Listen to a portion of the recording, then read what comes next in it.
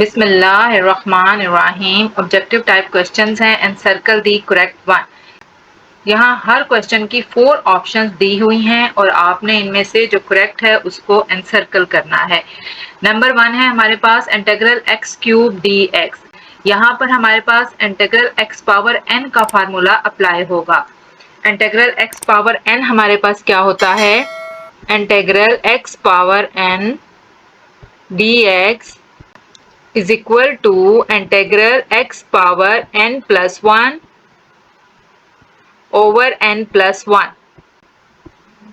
यानी वेरिएबल की पावर में हमने न्यूमरेटर में भी 1 प्लस कर देना है और डिनोमिनेटर में भी 1 प्लस कर देना है।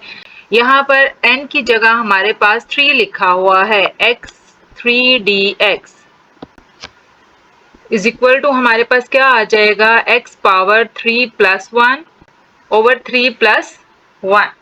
तो ये हो गया हमारे पास x पावर 4 बाय 4। यानी इसकी ऑप्शन हमारे पास क्या बन गई? Option A. इसका आंसर क्या होगा हमारे पास? Option A. x की पावर 3 है, उसमें हमने क्या किया है?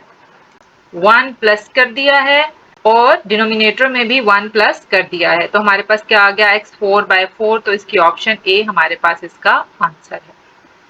नंबर 2 है integral e power 2x dx। यहाँ पर हमारे पास फार्मूला लगेगा इंटीग्रल e पावर ax का। Integral e power ax is equal to हमारे पास क्या हो जाता है? e power ax over a का मतलब है कोई भी कांस्टेंट नंबर, कांस्टेंट वैल्यू। जैसे हमारे पास लिखा हो e पावर 2x dx, तो क्या हो जाएगा? e power 2x by 2।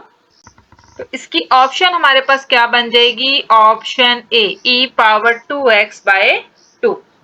Number 3 है integral cos x over sin x dx। ये देखें अब हमारे पास फ्रैक्शन फॉर्म आ गई है। फ्रैक्शन फॉर्म में हम देखते हैं जो नीचे फंक्शन है क्या ऊपर उसका डेरिवेटिव पूरा होता है या नहीं होता।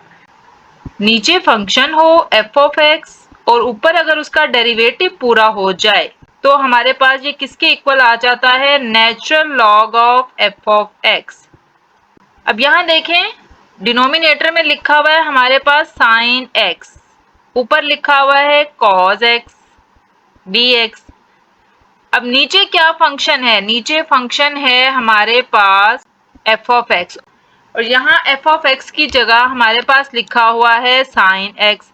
अब sin x का डेरिवेटिव cos x, ये cos x देखें ऊपर पूरा हो रहा है, यानी नीचे फंक्शन और ऊपर उसका डेरिवेटिव पूरा हो रहा है। तो ये रूल हमारे पास क्या बताता है कि इसका आंसर हमारे पास क्या आ जाएगा? Natural log of sin x। यानी नीचे जो फंक्शन लिखा हुआ है वो इसका आंसर बन जाएगा। तो इसकी ऑप्शन हमारे पास क्या बन जाएगी? Option B. नंबर 4 है integral tan x secant square x dx। देखिए दो फंक्शन मल्टीप्लाई हो रहे हैं, हमें पता है tan x का डेरिवेटिव secant square x होता है। ये तो हमारे पास रूल था ना कि नीचे फंक्शन और ऊपर उसका डेरिवेटिव हो। अब अगर फंक्शन हो और साथ उसका डेरिवेटिव हो, यानी फंक्शन के ऊपर कोई भी पावर हो जाए, पावर n हो जाए और साथ उसका डेरिवेटिव हो, तो हम क्या करते हैं? उसकी पावर में ऊपर और नीचे एक प्लस कर देते हैं, n+1 ओवर n+1। अब यहाँ पर देखें हमारे पास फंक्शन tan x है और tan x के ऊपर पावर 1 है। जब कुछ ना लिखा हो तो पावर 1 होती है और हमें पता है कि जो डेरिवेटिव होता है tan x का वो होता है हमारे पास secant square x। तो इस रूल के तहत देखें फंक्शन की जगह tan x लिखा हुआ है और उसका डेरिवेटिव साथ secant square x पूरा हो रहा है। तो tan x के ऊपर पावर 1 है तो इस साइड पे हम tan x की पावर में ऊपर और नीचे एक प्लस कर देंगे, यानी tan x 1 + 1 ओवर 1 + 1। हम क्या कर देंगे? tan x 1 + 1 over 1 + 1। तो ये हमारे पास बन जाएगा tan square x बाय 2। तो ऑप्शन कौन सी बन गई हमारे पास? Option B. इसका आंसर बन गया हमारे पास ऑप्शन बी। tan x का डेरिवेटिव, इस tan x का डेरिवेटिव सीकेंड स्क्वायर x पूरा हो रहा है, तो tan x की पावर 1 में हमने 1 प्लस कर दिया ऊपर नीचे, तो 1 + 1 tan स्क्वायर x बाय 2 हो गया। नंबर 5 है integral x power n + 1 dx। अब ये देखिए सेम ऐसे जैसे आपने क्वेश्चन नंबर 1 किया था, इंटीग्रल x पावर 3 dx, यानी इसके ऊपर कोई भी पावर हो, या n + 1 लिखा हुआ है, तो हमने यहाँ पर x पावर n का ही फार्मूला लगाना है। 5 और 6 में सेम फार्मूला अप्लाई होगा। कौन सा फार्मूला अप्लाई होगा? Integral x power n dx is equal to क्या आ जाता है? x power n + 1 over n + 1। अब देखिए n की जगह हमारे पास ऑलरेडी n + 1 लिखा हुआ है, n + 1 लिखा हुआ है, यानी इस n की जगह हमारे पास n + 1 लिखा हुआ है। तो हम क्या करेंगे? इज इक्वल टू x, जहां n है वहां लिखेंगे n + 1 और इसमें 1 प्लस कर देंगे। नीचे भी जहां n है वहां लिखेंगे n + 1 और इसमें भी 1 प्लस कर देंगे। तो ये हमारे पास क्या हो जाएगा answer? x power n + 2 over n + 2, यानी इसकी ऑप्शन हमारे पास क्या बन गई? Option B. उसके बाद 6 नंबर पे देखें, हमारे पास लिखा हुआ है x का स्क्वायर रूट। स्क्वायर रूट की क्या वैल्यू होती है? 1/2। स्क्वायर रूट को मैंने ऐसे लिख दिया 1/2, यानी ये लिखा हुआ है integral x square root dx, इसको मैंने क्या कर दिया? x power 1/2। सेम इसी फार्मूले से, इस फार्मूले से x पावर n के फार्मूला से क्या आ जाएगा हमारे पास? इसकी पावर में हम इसी तरह ऊपर एक प्लस कर देंगे, x पावर 1/2 + 1 ओवर 1/2 + 1। तो क्या आ गया? 1/2 + 1 का जब एलसीएम लेते हैं तो ये आ जाता है x की पावर 3/2 और डिनोमिनेटर में भी हमारे पास क्या आ गया? 3/2। डिनोमिनेटर का 3/2 जब ऊपर जाएगा तो ये हमारे पास 2/3 बन जाएगा। 2/3 x की पावर 3/2 आंसर आएगा। तो इसकी ऑप्शन हमारे पास क्या बन जाएगी? ऑप्शन सी, 2/3 x की पावर 3/2। नंबर 7 है इंटीग्रल सीकेंड x dx। ये हमारे पास फार्मूला है और इसका आंसर बनता है natural log of सीकेंड x plus tan x। इसकी ऑप्शन हमारे पास क्या हो गई? Option C. नंबर 8 है इंटीग्रल ax + b dx। अब इसको हमने कैसे फाइंड आउट करना है? इंटीग्रल ax + b, ये फार्मूला भी है, डायरेक्ट हम इस पर फार्मूला भी अप्लाई कर सकते हैं और इसको हम रूल 1 से, यानी अगर किसी फंक्शन के ऊपर पावर हो तो उसका डेरिवेटिव पूरा करके भी सॉल्व कर सकते हैं। ये देखें इंटीग्रल ax + b है हमारे पास, इंटीग्रल ax + b। अब इसके ऊपर कुछ नहीं लिखा हुआ, इट मींस इसकी पावर क्या है? हमारे पास 1 है, 1 × dx। ये जो फंक्शन है इसका अब हमने क्या है? डेरिवेटिव पूरा करना है। ax + b का डेरिवेटिव हमारे पास क्या होगा? इज इक्वल टू x का डेरिवेटिव 1 और b का 0। तो ये हमारे पास क्या आ गया? a। इट मींस अगर हम इसके साथ a पूरा कर दें तो क्या होगा? हम इसकी पावर में ऊपर और नीचे एक प्लस कर सकते हैं। इस तरह के क्वेश्चंस आपको काफी सॉल्व करवाए गए हैं।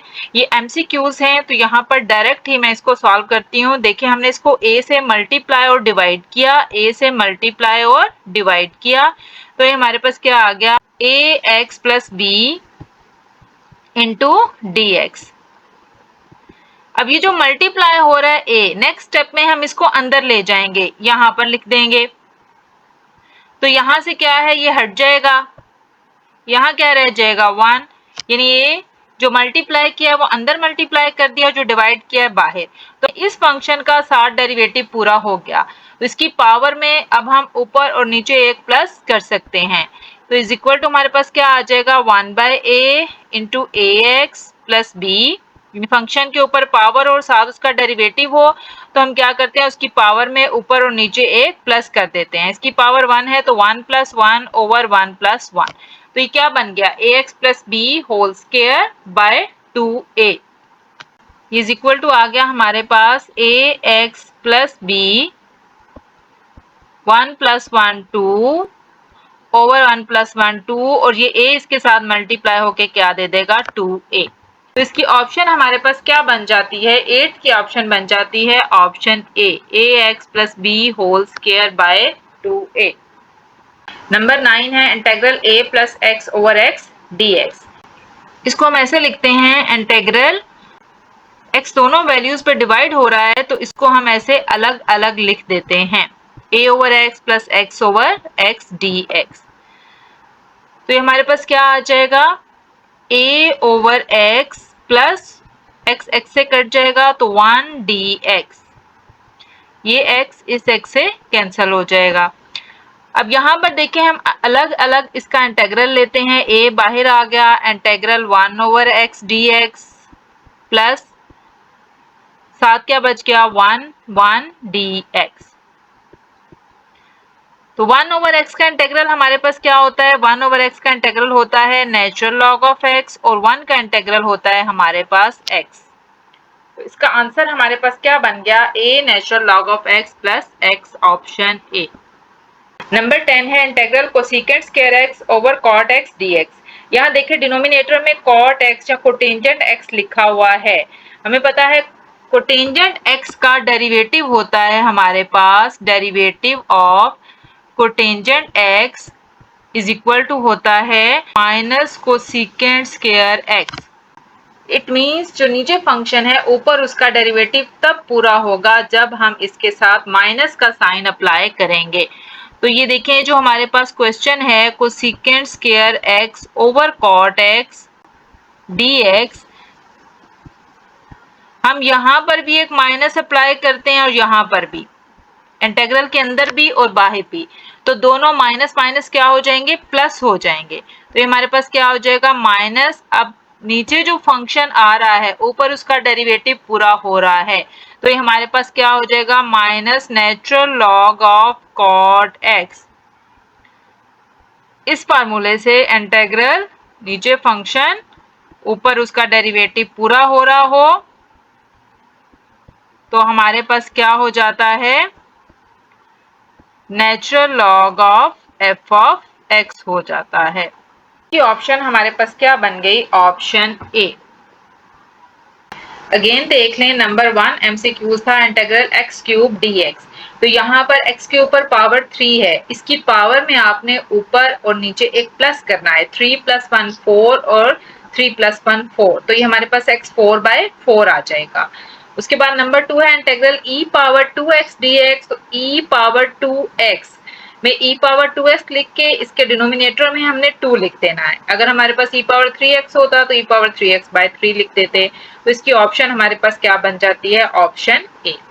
नंबर 3 है integral cos x over sin x। नीचे आपका फंक्शन है sin x और sin x का डेरिवेटिव होता है cos x। तो डिनोमिनेटर में जो फंक्शन है अगर उसका ऊपर डेरिवेटिव पूरा हो रहा हो तो हम उसको लिखते हैं नेचुरल लॉग की फॉर्म में। तो ये हो जाएगा हमारे पास natural log of sin x, क्योंकि डिनोमिनेटर में फंक्शन sin x है। नंबर 4 पे देखें integral tan x secant square x। अब दो फंक्शन मल्टीप्लाई हो रहे हैं, tan x के ऊपर पावर 1 और सेकेंड स्क्वायर x यानी इसके ऊपर पावर 2 है, लेकिन tan x का डेरिवेटिव हमें पता है कि सेकेंड स्क्वायर x होता है। तो फंक्शन और साथ उसका डेरिवेटिव पूरा हो तो इसकी पावर में हम ऊपर और नीचे एक प्लस कर देते हैं, तो tan x की पावर में हम 1 प्लस कर देंगे, पावर 1 है तो 1 प्लस 1 2/2, तो इसकी ऑप्शन बन जाएगी ऑप्शन बी। नंबर 5 और 6 भी सेम ऐसे ही होंगे जैसे आपने नंबर 1 किया है, इंटीग्रल x क्यूब dx, इसकी पावर में ऊपर नीचे प्लस किया था, इसी तरह से यहाँ पर लिखा हुआ है x पावर n+1, जब इसकी पावर n+1 में एक प्लस करेंगे तो ये बन जाएगा n+2 और नीचे भी जब प्लस करेंगे तो n+2, तो इसकी ऑप्शन बन जाएगी बी। और 6 में हमारे पास x के रूट है, स्क्वायर रूट की वैल्यू होती है 1/2, 1/2 में हम ऊपर और नीचे एक प्लस करेंगे तो ये हमारे पास आ जाएगा 3/2 यानी x की पावर 3/2 ओवर 3/2। 3/2 को जब हम यहाँ पर उल्टाएंगे तो हमारे पास 2/3 x पावर 3/2 बन जाएगा। इंटीग्रल सेकेंड x dx, ये फार्मूला है हमारे पास और ये आ जाता है natural log of second x plus tan x।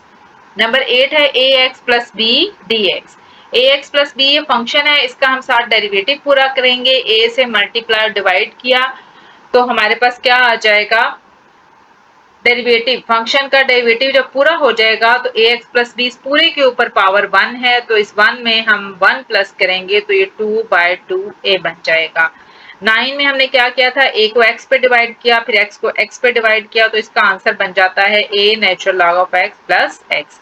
और 10 में भी ये नीचे फंक्शन cot x है और ऊपर कोसेकेंट स्क्वायर x, उसका डेरिवेटिव पूरा करेंगे जो कि माइनस कोसेकेंट स्क्वायर x होता है, तो ये हमारे पास minus natural log of cot x आ जाएगा। ये एमसीक्यूज हैं, छोटे छोटे क्वेश्चंस हैं, इनको प्रॉपर सॉल्व करने की जरूरत नहीं है, साथ सॉल्व करके आपको क्लियर किया गया कि इसके आंसर्स कैसे आते हैं। आप बस 1 या 2 स्टेप में रफ में इसको सॉल्व करें और आंसर लिखते हैं। इस लेसन के सारे एमसीक्यूज आपने करने हैं, 10 ही एमसीक्यूज हैं और 10 ही आपके सिलेबस में शामिल हैं।